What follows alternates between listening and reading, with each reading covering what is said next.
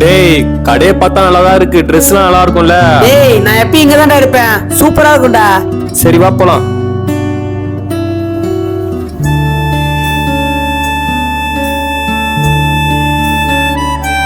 டேய் இது சூப்பரா இருக்கு பாரா.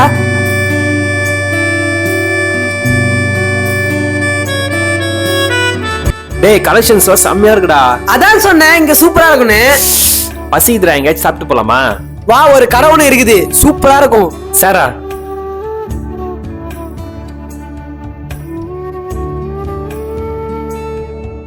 டேய் சூப்பரா இருக்குடா. அதான் சொன்னேன்ல இங்க சூப்பரா இருக்கும், நான் எப்பவும் இங்க தான் சாப்பிடுவேன். நான் ஆனியன்னா. டேய் உனக்கு தெரியாத கடையே இல்ல போலியே. டேய் எந்த கடையில பொருள் நல்லா இருக்குமோ எல்லா கடையும் எனக்கு தெரியும். வேற லெவல்டா. டேய் இயேசு உங்களை நேசிக்கிறார். நீங்க வியாதியோட கடன் பிரச்சனை இருக்கிறீங்களா? ஒரே ஒரு வாட்டி ஏசப்பாவை கூப்பிட்டு பாருங்க, இயேசு உங்களுக்கு விடுதலை தருவார். இயேசு உங்களை நேசிக்கிறார். டேய் உங்கெல்லாம் வேற வேலையே இல்லையடா, அங்கங்க ஸ்பீக்கர் போட்டு மைக் வச்சு மதம் மாத்திட்டு இருக்கீங்க.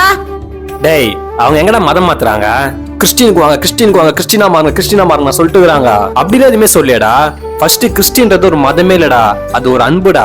அவங்க என்ன சொல்றாங்க? ஏசப்பா உங்களை நேசிக்கிறாருன்னு சொல்றாங்க. உங்களுக்கு ஏதாச்சும் நோயோ வியாதியோ இருந்தா ஏசப்பாட சொல்லுங்க, ஏசப்பா சுகம் தருவாருன்னு சொல்றாங்க. நீங்க ஏதாச்சும் கடன் பிரச்சனை மாட்டி இருந்தா ஏசப்பாட சொல்லுங்க, ஏசப்பா விடுதலை தருவாருன்னு சொல்றாங்க. தீமையானதெல்லாம் விட்டுருங்க, நீங்க நல்லவங்களா இருங்க, அப்பதான் உங்களுக்கு சொர்க்கம் கிடைக்கும்னு சொல்றாங்க. இது உங்க ஊர்ல மதம் மாத்துறதாடா? டேய் காலைல நான் உன ரெஸ்ட் எடுக்க கூப்பிட்டேன், நீ என்ன ஒரு கடையை கூப்பிட்டு போன ட்ரெஸ் நல்லா இருக்கும்னு. ஏன்னா நீ அங்க ஆல்ரெடி பர்ச்சேஸ் பண்ணிக்கிற அந்த கடையை பத்தி உனக்கு தெரியும் அப்படின்னு நானும் நம்பி வந்தேன். அங்க ட்ரெஸ் சூப்பரா இருந்தது. அதே போல நான் எனக்கு பசின்னு சொல்லி நீ என்னோட ஹோட்டல் கூப்பிட்டு போயிருந்தேன், அங்க சாப்பாடு நல்லா இருக்கும்னு சொல்லிட்டு. ஏன்னா ஆல்ரெடி நீ அங்க சாப்பிடுற அந்த கடையை பத்தி உனக்கு எல்லாமே தெரியும், அங்கேயும் சாப்பாடு சூப்பரா தான் இருந்தது. அதே போலதான் அவங்களும் ஏசப்பட போயிட்டு ஏதோ ஒரு நன்மை பெற்று இருந்திருப்பாங்க. ஒண்ணு நோயில இருந்து விடுதலை ஏசப்ப தந்திருப்பாரு, அல்ல கடன் பிரச்சனைல இருந்து விடுதலை தந்திருப்பாரு.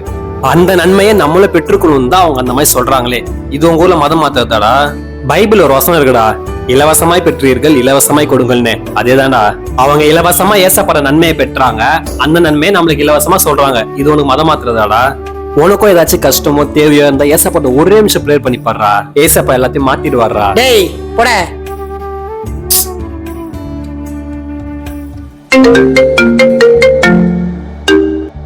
சொல்லுமா. எப்பா சந்தோஷ், கடன்காரங்க வந்து வாசலாண்ட வந்து நிக்கிறாங்கப்பா. அப்பாவுக்கு வேற உடம்பு சரியில்லை, 2 லட்ச ரூபா பணம் கேட்குறாங்க. என்ன பண்றதுன்னே தெரியலப்பா. சரி இருமா, நான் வீட்டுக்கு வரேன்.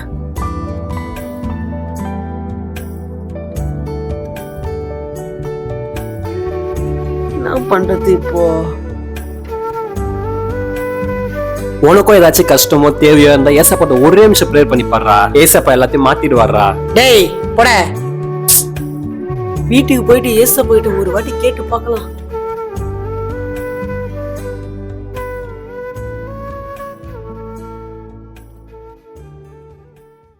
ஒரு மாதத்திற்கு பிறகு. ஜெபி ஜெபி. ஒரே நிமிஷம்டா. டேய் சீக்கிரம் வாடா, டைம் ஆயிடுச்சு. வந்துட்டேன்டா. டேய் சீக்கிரம் வாடா, சர்ச்சு டைம் 9 மணிடா. 5 நிமிஷத்துக்கு முன்னாடி போய் உட்காரலடா சர்ச்சில. டேய் உங்கெல்லாம் வேற வேலையே இல்லையடா, அங்கங்க ஸ்பீக்கர் போட்டு மைக் வச்சு மதம் மாத்திட்டு இருக்கீங்க.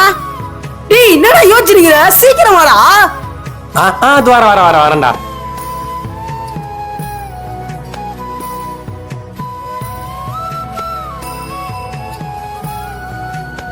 சந்தோஷ், நமக்கு அவ்வளோ கடன் இருந்தது.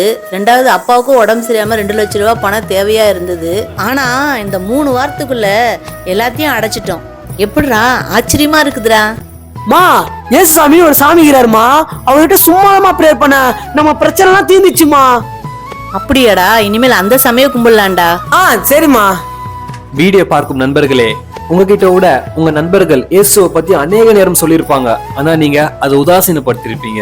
நீங்க கலாய்ப்பீங்கன்னு தெரிஞ்சோம் அசிங்கப்படாம நிறைய வாட்டி உங்க நண்பர்கள் இயேசுவை பத்தி உங்ககிட்ட சொல்லியிருப்பாங்க. அதுக்காகவாச்சு நீங்க சும்மா ஒரே ஒரு வாட்டி இயேசப்பாவை ட்ரை பண்ணி பார்க்கலாம்ல. அப்படி இந்த இயேசு கிட்ட என்னதான் இருக்குன்னு. இது ஒண்ணும் மதம் மாத்திர வேலை இல்ல, உங்களை கெட்ட வழியில இருந்து நல்ல வழிக்கு திருப்பணும், உங்களை நரகத்துக்கு போக விடாம சொர்க்கத்தின் வழியை காட்டணும்னு ஒரே காரணத்துக்காக தான். இந்த அக்கறை எதுக்குடா உங்களுக்குன்னு நீங்க கேட்டீங்கன்னா, ஏசப்பா அன்புள்ளவரா இருந்தாரு, அதே போல எங்களையும் அன்பா இருக்க சொன்னாரு. இந்த விஷயத்த தெரியாதவங்களுக்கு போய் சொல்ல சொன்னாரு. அதனாலதான் இப்போ ஒரு எக்ஸாம்பிள், ஒரு பழம் இருக்குன்னு வச்சுக்கோங்க. அந்த பழத்தை இப்ப நீங்க புதுசா ஃபர்ஸ்ட் டைம் பாக்குறீங்க, உங்க மைண்ட்ல பிக்ஸ் ஆயிடுச்சு இந்த பழம் நல்லா இருக்காதுன்னு. ஆனா அந்த பழத்தோட ருசி செம டேஸ்டா இருக்கும். என்னைக்கோ ஒரு நாள் அந்த பழத்தை நீங்க சும்மா டேஸ்ட் பண்ணி பாக்குறீங்க, இந்த பழம் இப்படிதான் இருக்கும்னு. அப்போ அந்த பழம் செம ருசியா இருக்கு, அந்த பழமும் உங்களுக்கு ரொம்ப பிடிச்சி போயிடுச்சு. நெக்ஸ்ட் டைம் அந்த பழத்தை உங்க கண்ணுல காமிச்சா நீங்க சாப்பிடாமல இருப்பீங்க, விரும்பி விரும்பி சாப்பிடுவீங்கல்ல. அதே போலதான் இயேசுவையும் நீங்க ஒரே ஒரு வாட்டி ருசிச்சு பாருங்களேன். நான் 100% அடிச்சு சொல்றேன், நீங்க இயேசு விடவே மாட்டீங்க.